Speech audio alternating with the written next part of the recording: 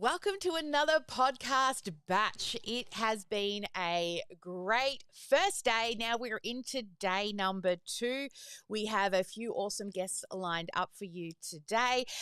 If you're enjoying this, make sure you head on over to our YouTube channel and like and also subscribe. But make sure that you turn that notification bell on, because not only do we have more amazing guests showing up for you today, we also have another day that just kind of got scheduled yesterday as well. So next week on the 2nd, we'll be doing another batching day. This is actually going to get us all ready well into the future for all of our actual podcast drops throughout the year. We should be pretty right for guest interviews for at least the next 6 months. So I love a good batching day. So if you're not doing batching days in your business, I highly recommend that you do, because you can smash out so many things when you're only focusing in on doing that one thing. Even if it's not batching for a whole day like we've been doing, it could be batching just for an hour. I like to call them power hours, where you just try to smash out a lot of things in a short amount of time, but you turn off all your distractions for that.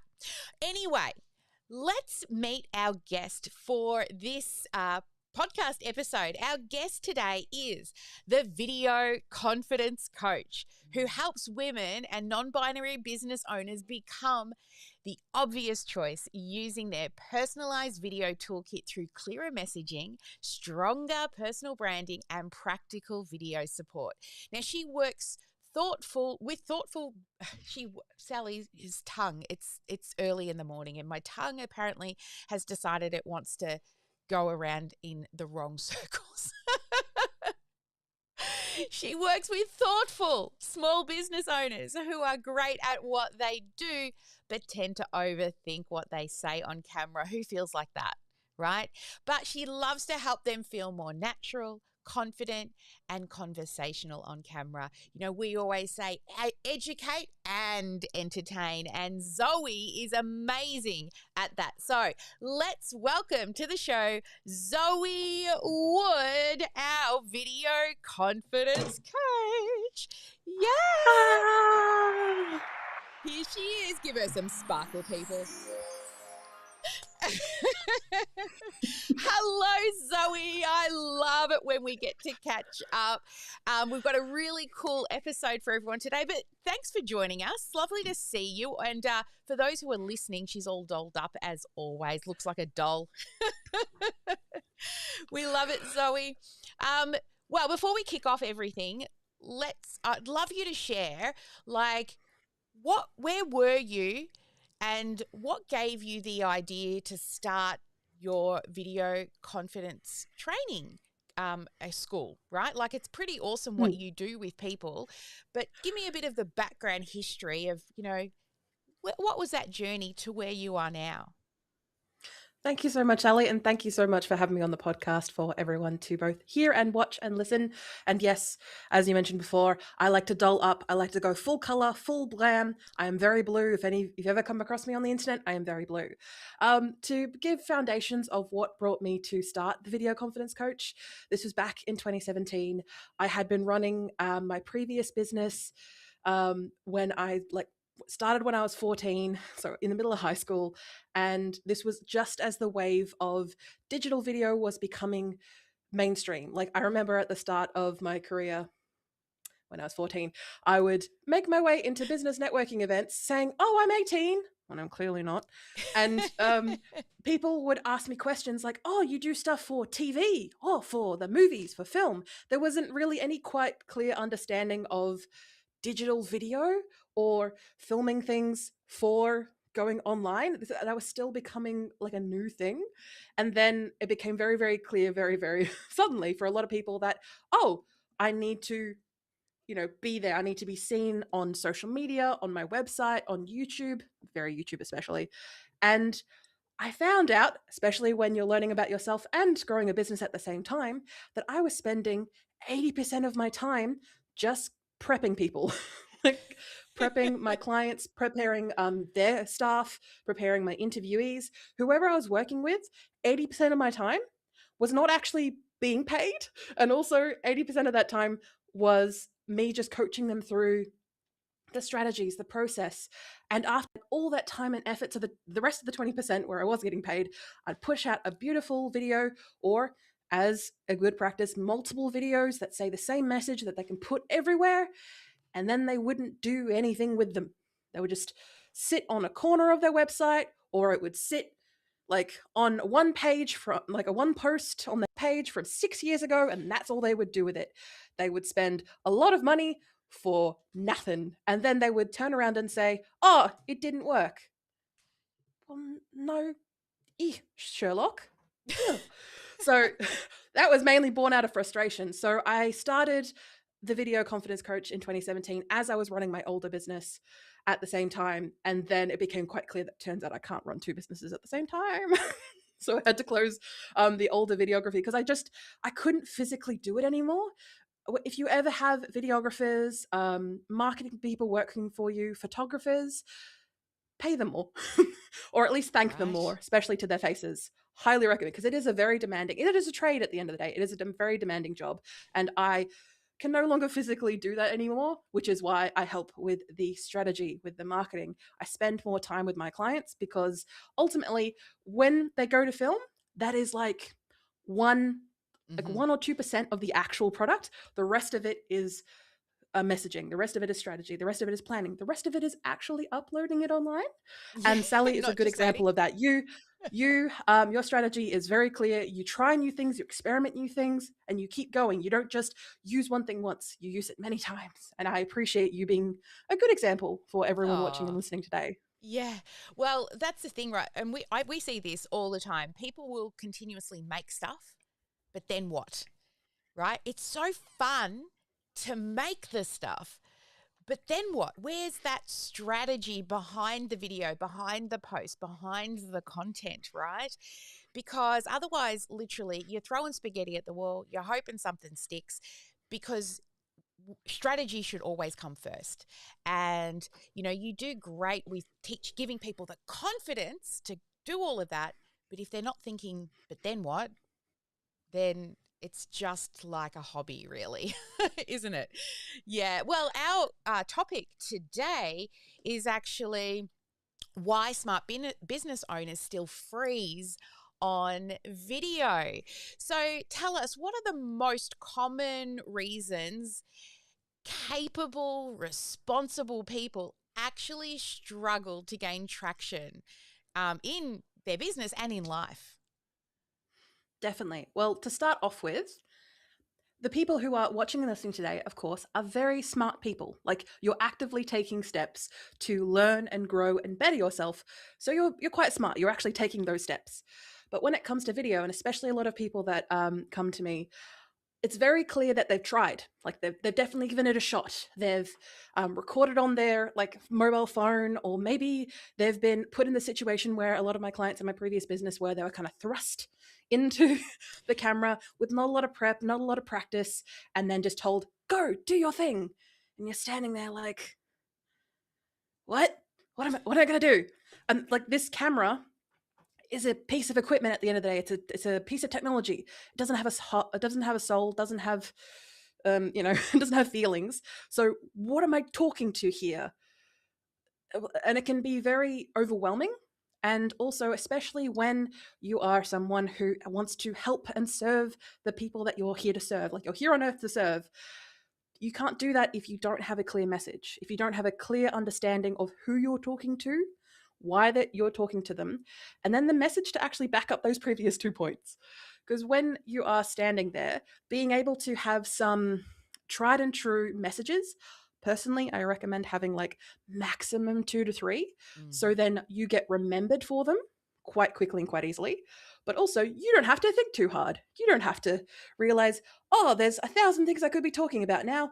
Blah, blah, blah, blah, blah, blah, blah, blah. Everything kind of falls out of your mouth. Or Yeah. you freeze up and you don't say anything at all because there's too many things to choose from. Who am I talking to? What audience am I talking to? What? And then don't even get me started on the actual sales part of what you need to do, like the lead magnets or services or products you're offering. That's like another layer of things that can overcomplicate and force you to freeze. you are a smart, capable person. You are building a business, building a personal brand, whatever you are trying to do to better not just yourself and your family, but you're also doing it to serve your clients and to serve your audience. Yeah. And to do that, you need to be clear, Mhm. because I know I have a problem of trying to be too clever, and then no one understands where I'm coming from, and then it kind of goes everywhere over everyone's head, and then I've just spent too much effort and time working on something that's not actually going to result in anything. Well, I see that with clients. They have like their area of expertise and then they speak the jargon. And the people who need you don't know those words yet. Like we see it with life coaches, they'll use limiting beliefs. But what if you've never learnt about your limiting beliefs before? You know that you've got some kind of mindset thing that you need to work on. So being super clear. And I really love how you said just choose 1 to 3 things to talk on. One, you'll get better at presenting that, right? Because you'll do it multiple times. But what I've found over the time of presenting the same thing over and over again is other little stories sneak in, like your brain, because you've said the same thing, you just start to, what is it, like impromptu kind of stuff falls out of your mouth. I remember one of our staff members once said, if you talk long enough, good shit's will eventually fall out, right? So, and that's how I found like really good stories. I was presenting stuff about understanding how people learn, and I just shared a story about an umbrella, just kind of popped into my head. And at the end of it, people were like, I really loved that. And now it's like, okay, I've got to teach that all the time because it really showed that this one story, something I've been trying for years to get people to understand around messaging, they finally got it. And it was just through sharing a story, but when somehow this umbrella story came and just fell out of my mouth. But, you know, messaging, like you said, is so important. No jargon, keep it super simple. As I always say, write like a fifth grader. That's why I can do marketing copy because I'm not a writer, I'm a listener. Now, what about how can changing habits, because I know it can be really hard for people to show up and feel like you and I, people are probably looking at us and thinking, oh, they're so natural. It's easy for them. We didn't start like this. I was the big girl at school, right? You know, lots of bullying growing up.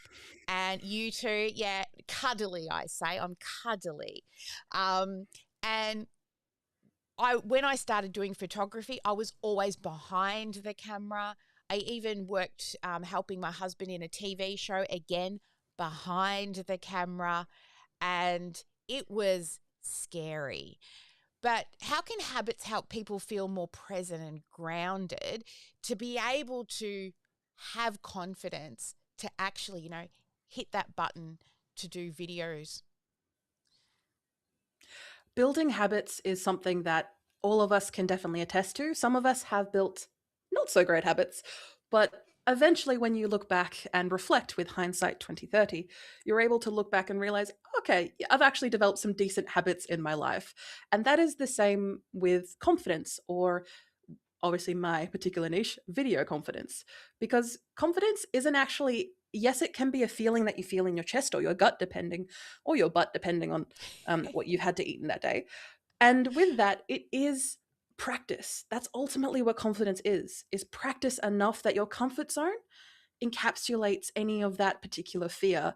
Where, oh, for example, going through your day-to-day life, yes, getting in your car and driving along, for those of us who are able to drive and have access to a car, for example, those type of things, ultimately, yes, it was scary when you first drove. Why? Because you hadn't practiced. Or those who are in Australia, you got your learners, you went through a couple of tests, and then you kind of left there with a guardian or parental figure who probably is not very good at teaching you how to drive. If you have had a good someone who taught you how to drive really well, I commend you. You are the outlier here.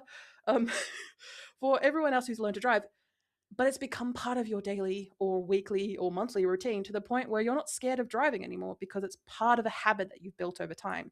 That is the same with communicating and messaging via video. It is something that you are practicing over time. The only reason that me and Sally are good at this and having great conversation is because we've practiced. We've done this more than once. And luckily enough, with that, we've been able to collect gear because we know that we know what it's for. You're able to slowly learn over time with the experience. But with that experience comes confidence because we've done it before. You can probably attest to this, Sally. We have run into so many technical difficulties. Oh, Nothing can yes. really phase me at this point. Yeah. And if that's the case, I've got backups in case things go wrong. But video is a conversation with your audience. And the reason that I promote video so heavily is because it is the easiest way to communicate. And when I say easiest, I don't mean just for myself because I like it and I'm a drama queen. I'm saying for you, it's the easiest because you can communicate audibly, you can communicate visually, you can also show your emotions incredibly clearly. Don't get me wrong, text has its place. It can do what it needs to do. I'm slowly warming up to it after being born dyslexic and not realizing words actually have a purpose. I'm slowly getting there. Give me another 50 years and I'll probably be up to snuff with everyone else. In that meantime, I use video as a way of clearly communicating my intent, my emotions, but also my purpose. And not just with words, but also with the way that I dress. I dress flamboyantly. I talk with my hands like an Italian nonna because I want to be able to clearly express to you my passion, my enthusiasm for what I'm talking about. Yes, I've been talking about the same things for a very long time. I'm thinking almost a decade at this point. And previous to that, I started like over 15 years ago. Do math. I don't really do math, but I've been talking about the same things for this long, and yet I still have passion for it. Why? Because I care about the outcomes for the people that I work with, my clients, and that is also the same for you. If you lost your passion, that's okay. Take a break. You're probably burnt out. Yeah. If you still have no passion, then maybe find a career move and pivot. But for everyone else, So why do you think that business owners still feel like a deer, like being struck in the headlights, and they're on camera and then they freeze, right? What do you think brings that on? it's a combination of things. It can be a combination, but most of it is just feeling unprepared.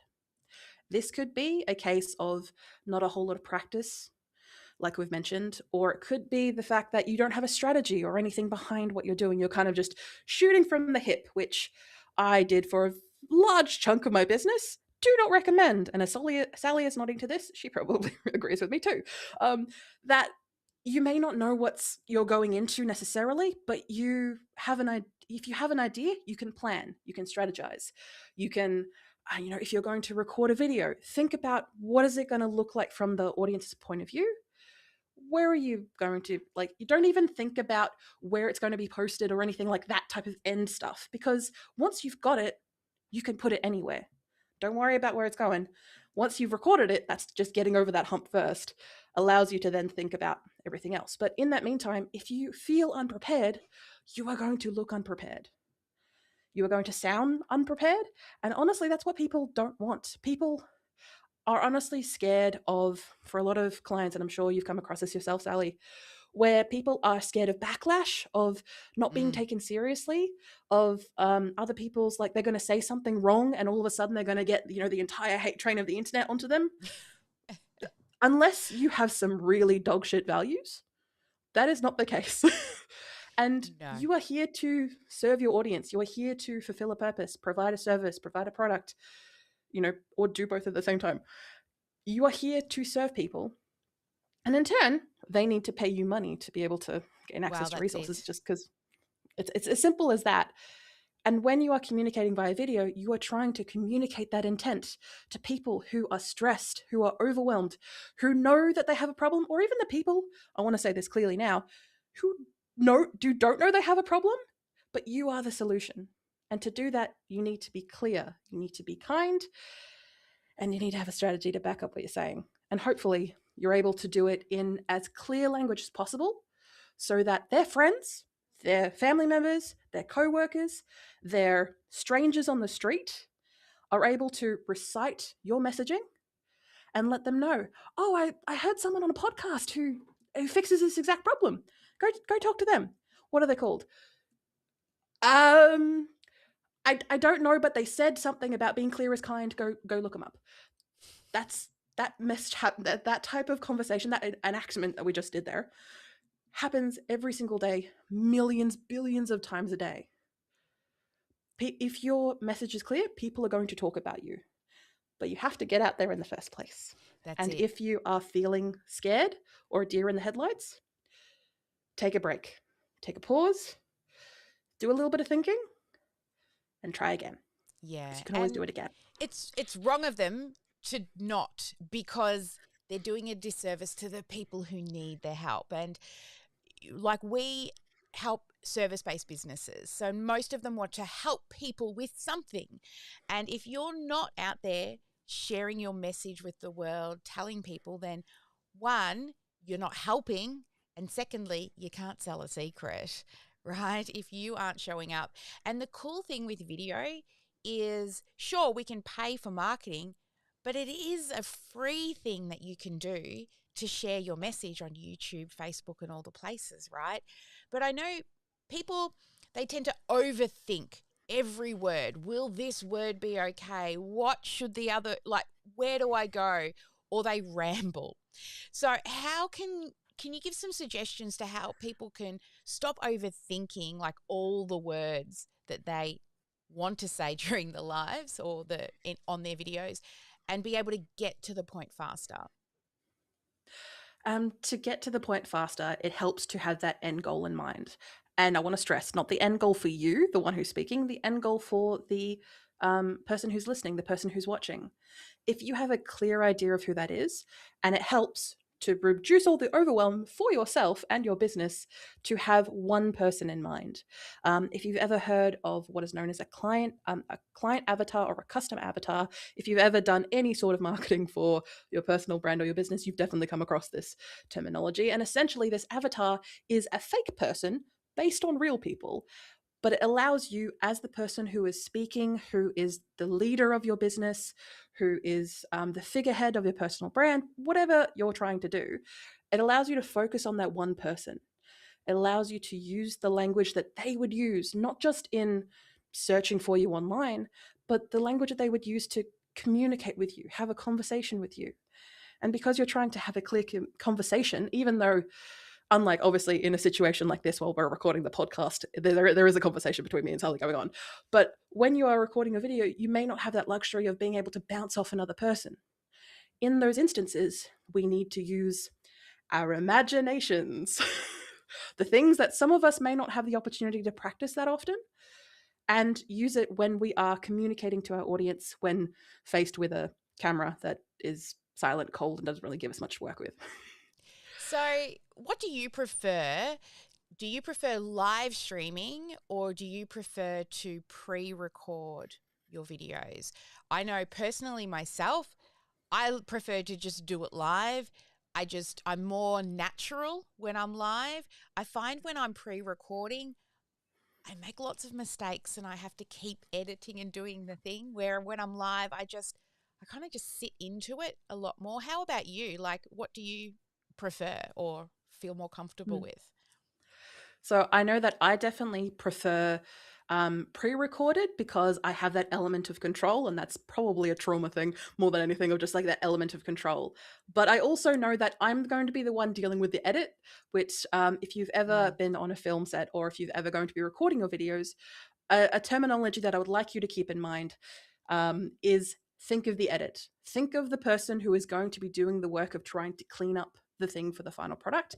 And if that's you, sweetie, you're going to have to practice and try and get it done. Yeah. Or be happy with your mistakes, with your flubs. If you say the wrong word here or there, be happy with those mistakes, Yeah. unless you want to rigorously edit for hours to come. So, I can can, you give because some I'm a paid tips? video editor. Ooh, Yeah. Can yes. you give us some tips? So, if you're saying think of the edit, what are some Hmm. tips that you should consider while filming? So when you're filming, do your best to have everything, especially when you're filming yourself, try and keep everything as the same as possible. What I mean by that is to have your microphone either as close as you possibly can, like me and Sally have here, or if you're in that opportunity to have a microphone close enough to your face, have the camera stable, feel free to have it either on a tripod, on a computer, or like on a pile of books, whatever it is. If you're not touching it, awesome. That means it's going to be more stable. And having a consistent light source. Sometimes we don't have that opportunity. Sometimes we have to use the natural light of the sun. And in Australia, that may not be very good for you and your complexion. But for the rest of us, yeah.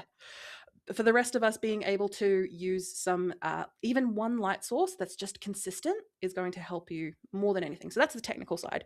And I like to address that, Sally, because that's usually what people think of first. They usually think of the technical side, the equipment, because when you think of a film set, you see instead of the people who are doing the work, you're usually seeing the equipment because it all looks very expensive, because it is, and very fancy, because it is.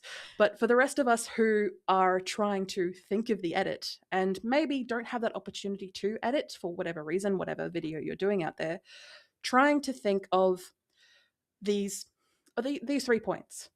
You are allowed to breathe. You are allowed to pause. This is your video. This is your space. You can take as much time as you want to start. And once you get started, you're allowed to take breaks in between as well. Because in the edit, if you want to, you can edit that later. Obviously, when you're going live, like we are now, as we are recording this, you may not have that opportunity, but you're allowed to take a breath. It is okay to take a breath. Because I know I do that a lot too when I stumble over my words, because I'm so passionate about wanting to get the message out there that I stumble over my words. I think on the fly too. I think it's ADHD, right? I'm thinking while the words are falling out of my mouth. Exactly. And that's why it helps to have that ongoing message or those simple messages that you can fall back on as a way to kind of launch yourself forward, in the sense of, so envision a swimmer in a pool, Olympic if you feel like. And when they are on the blocks, either the raised area above a pool where they dive in before they start swimming, or that they're already in the water and they're kind of holding onto the edge of the pool for dear life, their legs are already in what I like to call frog position. They're in prime position. They're pushed there, so when they push their legs out, they can go much further than they would if they just kind of started from where they were in the middle of the pool. That is the same for you, with clear messages that other people can talk and other people can use. And if you have, I like to use 3 because I'm, a 3 or a 5. I like to keep things I odd always numbers. swear I'll write a book. If you can't choose, just choose 3. All my friends and family say that around me now. Like, how many? Like, you want a grape? How many? I can't choose, just have 3. Because that gives you a bit of option, and like you can go further if you want, or you can pull back if you want. 3 is like a nice number that I like to use. But going back on the tangent, with those messages that you are repeating again and again, as Sally mentioned before, you can find stories from those messages, that maybe new stories that you didn't even realize were things that you had in mind initially when you started recording the video. Think of it as a conversation, because that's what it is. Yes, the other person you're talking to is rather quiet, but I think we've had conversations like that in the past. I think we've all had conversations where the other person's not really given us a lot, but you're going to do your best to carry on anyway. And that's the same thing for your audience, because they want to see your interest. They want to see your passion. I know for a fact that I have watched videos on like volcanic paleontology. I don't think that's how it works. I was going to say volcanic geology for like an hour, because the presenter was so passionate about what they were talking about, was so ingrained and so interested. Did I understand what any of the words mean? No. But I still felt engaged because I felt their passion and their interest. And that is the same for you. Yes, you will have to practice, because like anything good and worth doing, you're going to have to practice a little bit. But I'm going to tell you now, I'm working with someone right now who didn't even want to touch the record button like 2 weeks ago. It was like, didn't even want to touch it. And then is now actively recording videos every day, because they practiced. They broke past not just the self-conscious barrier, but they realized that it's not for them. Their personal brand, their business, the message that you're doing is not for you, it's for your audience.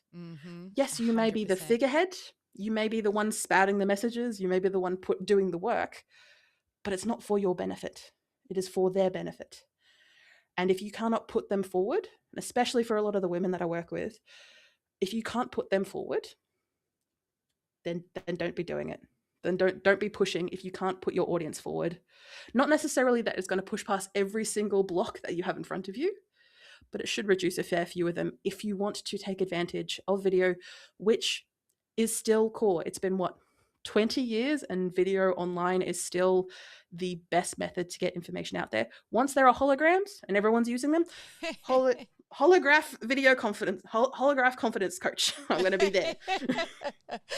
So funny. What about, like, we touched a little bit on the tech. So tell me, what sort of, I always say you can start with a phone, right? You can start with a phone, and this day and age, the phone, the camera quality, it's better than even some of the DSLRs out there, right? I think I look back to my very first EOS. got the very first EOS DSLR on the market, and I look back at it now, and you know what? It's still okay. But the cameras that we now get in our phones are pretty reasonable. But beyond the phone, what are some of the other sort of techie tools with video that you personally use? So what I usually recommend is very much dependent on people's situation. And obviously that's why I like to have a chat with people, because the amount of time and effort that you're willing to invest in something also depends on the learning curve that you're willing to put into something, and the type of technology that you're using. But a good basic thing that I like to recommend to people is a phone, preferably something within the past 5 years, because the technology, despite how they want to sell it to you, is pretty much at a decent peak now. Like everything's pretty much the same, and all new phones are kind of inching slowly forward over each other. So a phone that's pretty decent. Please make sure you clean your camera lens. Yeah. Your phone has been everywhere. Your phone has been everywhere. Please clean it before you use it. Yep. A good rule of thumb is to use the lenses on the back of the camera, just because you'll be able to see that they're much bigger than the ones being used on the front of the camera. And even though you might be able to see yourself, you're going to get distracted by seeing yourself a little bit. So try to use the ones on the back of the camera. The other two things that you would need to think of, or other three things I should say, is stabilization. So for your camera, holding it with your hand is fine. It can be quite distracting and could be quite painful after a while, after you're holding it and your arm is starting to sag. Try your best to either put it on either a tripod, which is a three-legged device where you can keep it there, or maybe stack it on some books, or if you've got like a holder, stack it on your laptop, wherever is going to be more comfortable for you, as long as your camera is at your eye line. So you're not looking down. So I know that we've all had those conversations on Zoom or Teams where the person's kind of looming over you, because their laptop is like on their lap. Yeah, and I don't want the camera down low because you get the double chin effect going on, right? I always and they can also see the gold nuggets in your nose. Yeah. I'm sure there's something good up there, but I don't think you need to be seeing it the entire time we're chatting. Probably a good rule of thumb. And having it any higher makes you look small, and it kind of defeats kind of the purpose. So having it either at your eye line, so then when you're talking to it, you're speaking to it as an equal, as opposed to too high or too low. What mic gear do you use? That was going to be my second thing. Yeah. So for those who are watching us, we have, so me and Sally have really big microphones that are right near our face, because that captures the best sound quality. And for that, we have steady microphones. I use a Rode PodMic microphone, because I just plug it in, does what it needs to do. It's big. Yes, it's like a $300 investment, but it's the best $300 you're going to spend if you and they're do the work that we... directional as well, so it doesn't get as much of that ambient sound. So if my husband walks in with my coffee, most people can't hear him. And I've got 4 different Rode mics. I've got this big sucker here that needs a whole other box for it to run through a mixer. Then I've got the white USB version, so that one was really good. That was my starter before I got this one. I've also got a USB travel mic, but it still comes on a stand. And then I've got my Rode lapel mics, which I love. And that last one was the one I was going to recommend for people. Yeah. So a lavalier or a lapel. So those are pretty much the same thing. Yeah. So if you've ever looked on TV and the people who are chatting on the TV have these tiny little black dots that are on their chest, or sometimes the different colors depending on what they're wearing, those are what is known as lapel microphones. And essentially what it does, if you are filming on a big film set, they need to be able to capture your voice, but the cameras are all the way over there. How are they going to capture them? They capture them by having the microphone as close to the mouth as possible without being too distracting. And that is the same for you. So I recommend Rode because it's an Australian brand and they're fairly consistent and they've got a good return policy. So if they stuff up, they actually do their job. They're really good, right? I love Rode, and one, Australian, and we love to support Aussies. But because that's what they do, it's not just an add-on. Mic and sound is what they do. So it's also fabulous quality. And we worked on a TV show as well, and that's all we use is Rode because the quality and the customer service and, like you said, the return policies are really good. Exactly. And with those lapel microphones, specifically Bluetooth lapels. Now, Bluetooth, I have another conversation to have entirely.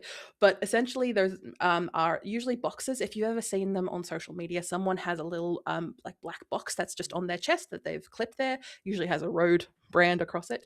That is a lapel microphone that's Bluetooth. So they don't have any wires. They don't have anything that they need to catch on.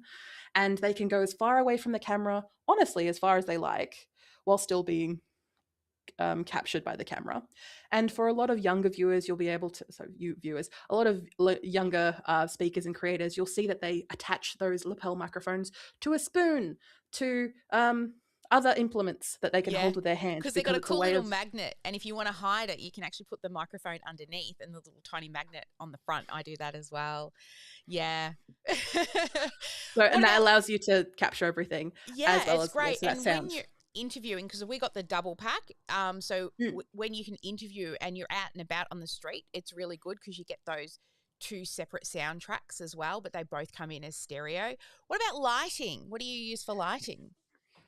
So when it comes to lighting, I am a good fan of the ring light.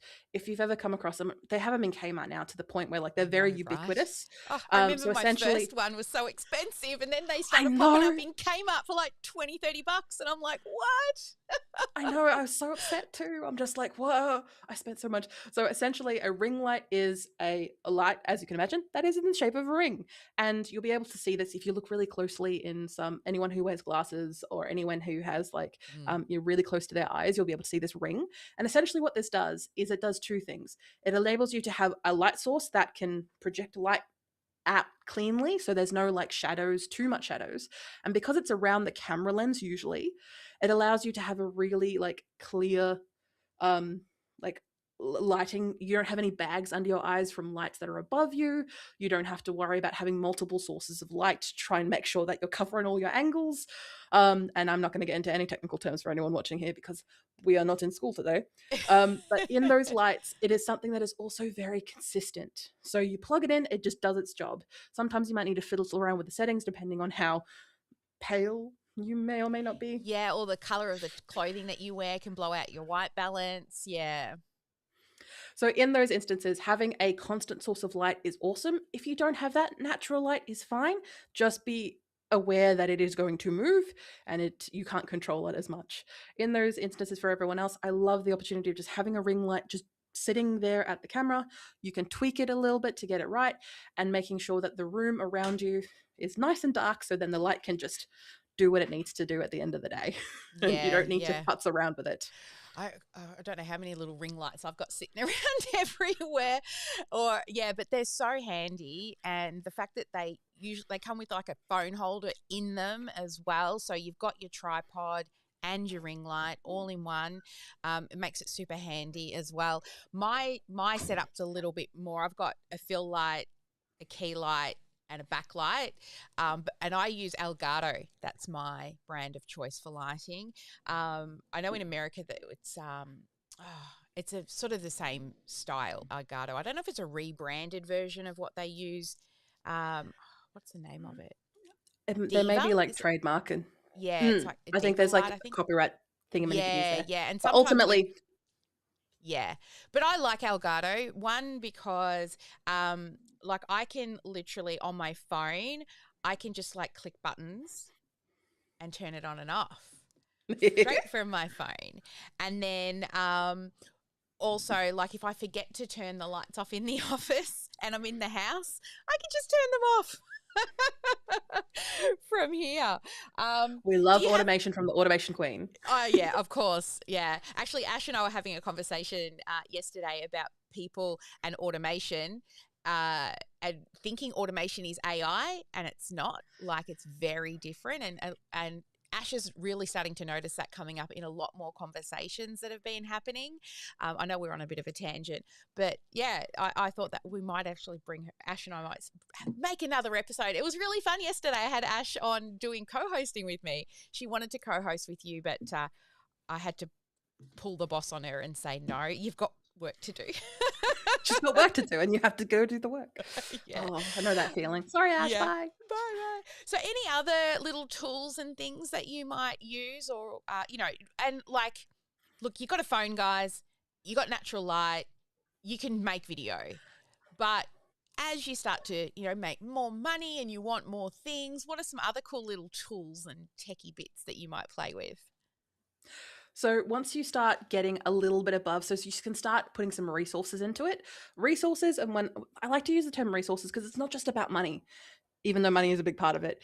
It's also the time that it takes to learn how to use the equipment, or getting the staff to then help you with the equipment, the processes that everything backs. There's a lot of resources that goes into up leveling your equipment.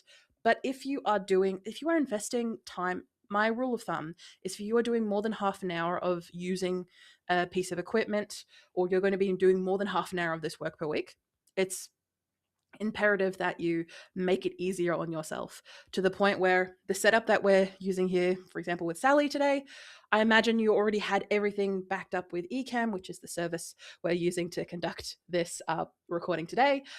Also, you've got your lights as you showed before. You've got your camera going. You've got your mic going. Like, you don't need to constantly keep setting up everything every single time, because you've just set it and forget it. For everyone else, you want to be able to invest in some better microphones. That's usually my first port of call. Yes. If your microphone sounds better, doesn't matter how crap you end up looking, if your microphone's good, you are good. And so you're another person who said the same thing. We had Katie from Ecamm on as well as a guest. She's been back a few times, and one of her fast talk questions was camera or microphone. And even though they're a video, she's like, microphone. Because the sound, especially, a lot of people will listen to things without even watching it. And I do it regularly. I'll listen to YouTube while doing other things. The sound quality makes a big difference, for sure. And once you've started getting to that level, then you can maybe start looking into better lighting. Because like camera at the moment, when it comes to the quality, if your phone's doing the job, awesome. If you're plugging it into, say, a desktop or a laptop situation, maybe investing in a basic mirrorless DSLR. So essentially a digital, a big honkin' chonkin' thing, usually with very large lenses on it. At the moment, there are a lot of smaller mirrorless, so the information goes, it doesn't have to worry about bouncing off anything, it just goes straight into the actual piece of technology. Those are becoming better and better and better over time, to the point where they have a very small frame. Like when I say size, they're very small, they're very light. You can use them in more than just, say, a office setup like what me and Sally have here. You can take it out and about. You can record your services in action or something like you. To be able to have a camera that does more than one thing is better for not just the money that you're spending, but the time that you're spending to learn how to use this thing, because you can use it everywhere. I remember when I got my Stream Deck for the first time, it was like the only thing I had on it was stop sound and come back to me, because I'm like, how do I but now I love my Stream Deck. It's got buttons for so many things. All right. Well, Zoe, let's move into fast talk. I love this part of it. So you have 2 minutes and we're going to throw questions at you. Where's my little scene button? It's hiding on me. And you're going to come across this a lot as you get better at technology. You're going to make things a bit too complicated for yourself, and then you're going to have to write it back. Just like this. Like, where is my scene window? It has totally gone on me. I'm just going to come back over here to the window area. Is my Stream Deck hiding it? No. Oh, it's been moved over here. There we go. Okay. Fast talk. Let's do it. So, shoes or bags? Definitely shoes. Sneakers or heels? Heels, but heel boots specifically. Yeah, I wish. I've had too many back surgeries. Live show or podcast? Podcast, unfortunately. Live shows are good, but I like podcast. Yeah, audiobooks or podcasts? Podcasts. Oh, yep. Yeah, reading or Audible? Audible. Yes. Do you like the going to the forest or the beach? Forest. Yes, no sand in my bits. No, I don't need that in my house, thank you. Morning or evening? Morning, despite everyone else in my household. I am very much a 5 a.m. girly. You wake up, you do your thing, and then I crash by 2 p.m. Yeah. City or country? Country. I've learnt to love the country, despite how I was raised in the country to begin with. Long walks or long car rides? Long walks. I highly recommend if you're able to go on walking meetings with clients. Best thing I've done. Favorite sport? At the moment, what's it called? I don't even remember what it's called. It's a sport. Extreme chasey, like the chasey that is on, like when I say chasey, as in like people chase people around a full-on obstacle course. Okay. And it's on ESPN. It is beautiful. It is so stupid, but it's beautiful. Favorite food? At the moment, I'd say hazelnut chocolate, because I'm in a mood at the moment, and we go with hazelnuts because I can't eat them otherwise. Biggest fear? Running out of time. I want to know anyway. Come on, what's your biggest fear? I would definitely say at the moment, we've recently had a couple of passings of our family members at the moment. Oh, sorry. And I'd say my biggest fear at the moment would be living with regret, because I've done my best to instill on myself, my clients, my family, to, if you want to do something, do it. Don't wait for things to hold, arbitrary things to hold you back. Yes. Because we're not going to make it as one of my family members said to me yesterday, none of us are making it out of this alive. So do what you want, do what you can. Yeah. And yeah, so that's definitely what's been on my mind as of late. I know that's bringing a bit of a downer.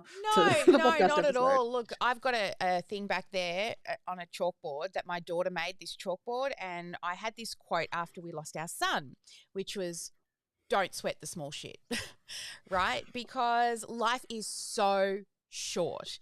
And I think we don't make it out of this alive. And those that do leave us, leave something with us, right? Like, I don't look back, like, yes, it's sad that I lost my son, but I look at his life as a blessing, because it made myself and my husband change the directory of what we do for a living.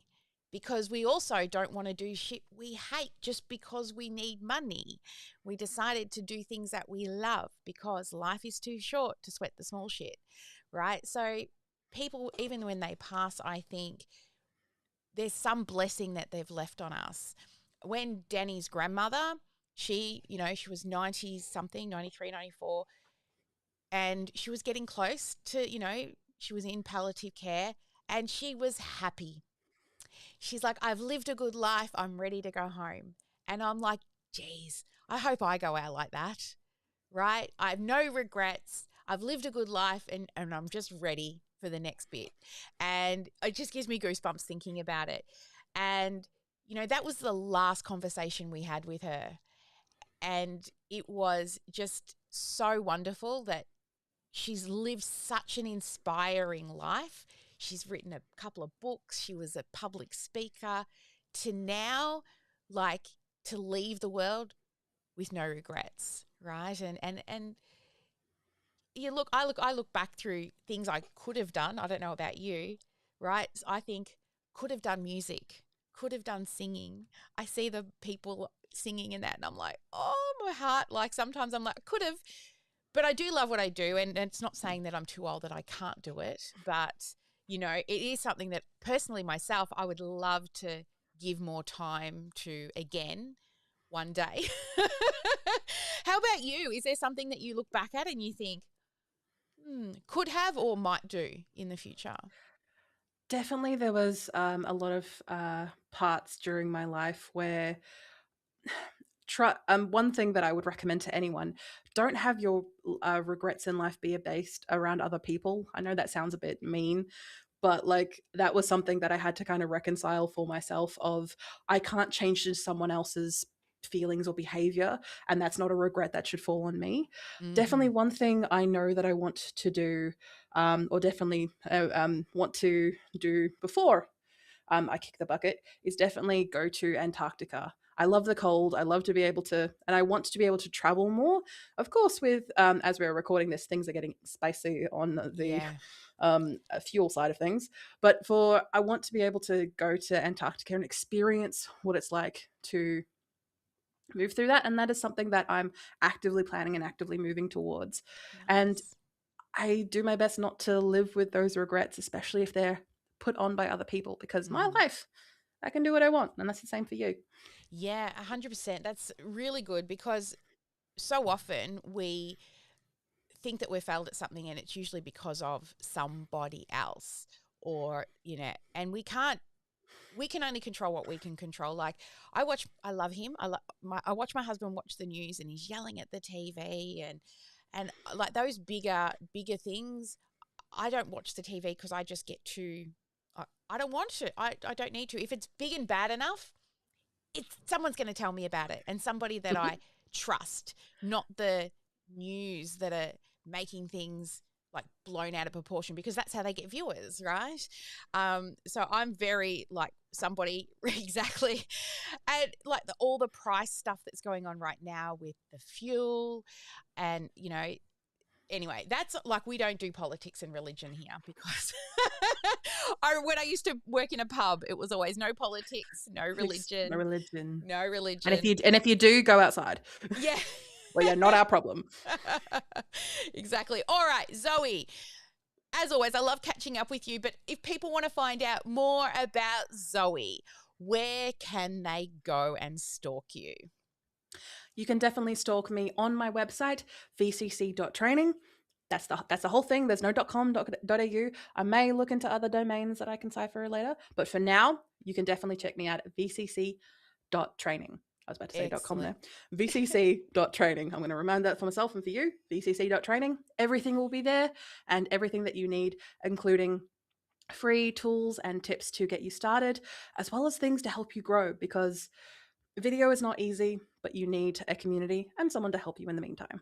Yes. And for those who don't know, Zoe is actually one of our experts now inside of the OmniSpark Academy, and with regular sessions every week coming in to teach you all things camera confidence. So we're so excited to have you as part of our experts. So anyone who is part of the Academy or the studio clients, just check out our calendar of events and you'll be able to see Zoe in there. What's some of the things that you'll be speaking on, Zoe, for your expert sessions?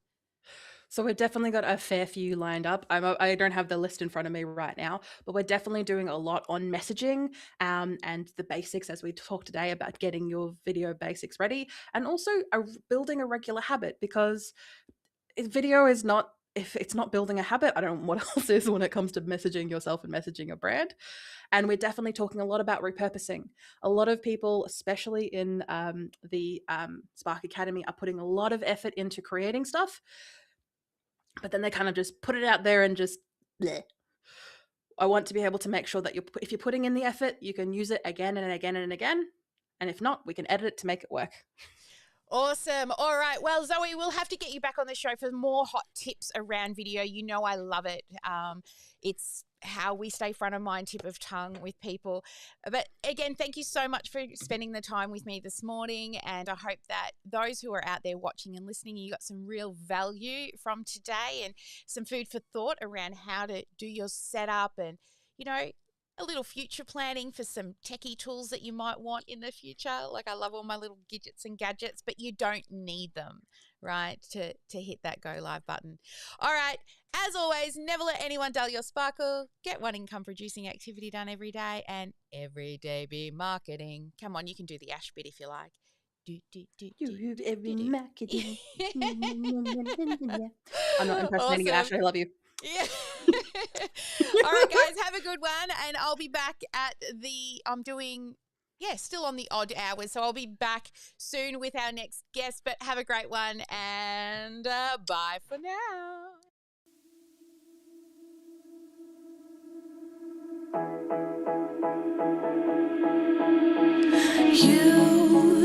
You've been hiding in the shadows way too long.